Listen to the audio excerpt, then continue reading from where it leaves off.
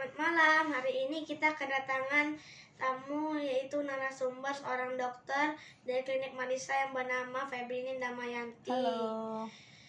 Hari ini kita akan membahas tentang pelayanan kesehatan di era COVID-19. Dok, bisa dijelaskan bagaimana dampak COVID-19 kepada pelayanan kesehatan?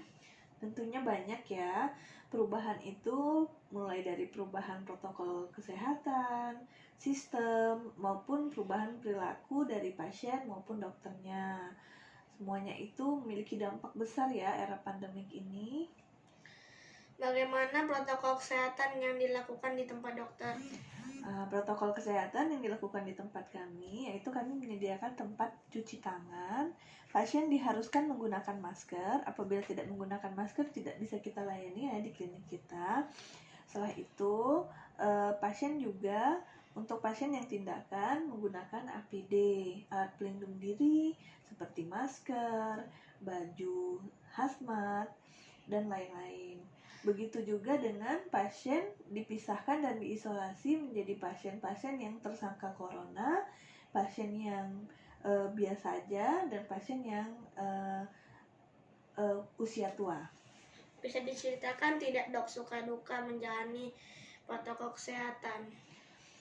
Suka dukanya ya, kadang kalau sukanya dulu ya. Kalau sukanya sih di era pandemik ini kita menjadi lebih solid.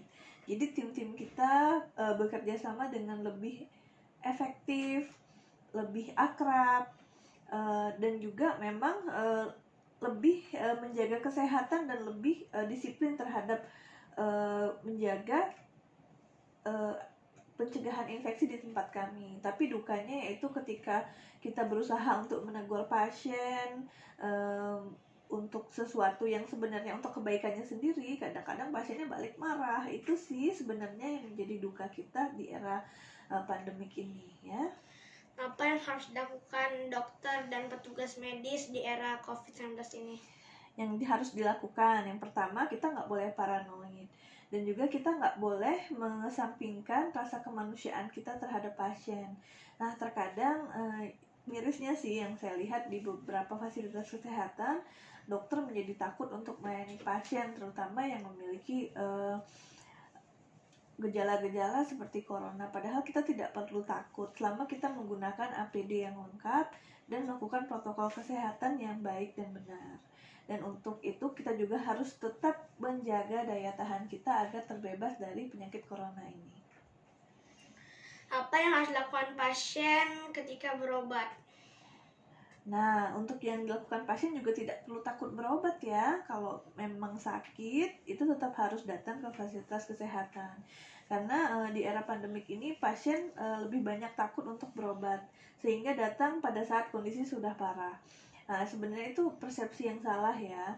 Akan tetapi begitu datang ke klinik, patuhilah protokol kesehatan di tempat klinik, tempat pasien itu berobat. Itu aja sih sebenarnya di era pandemik ini.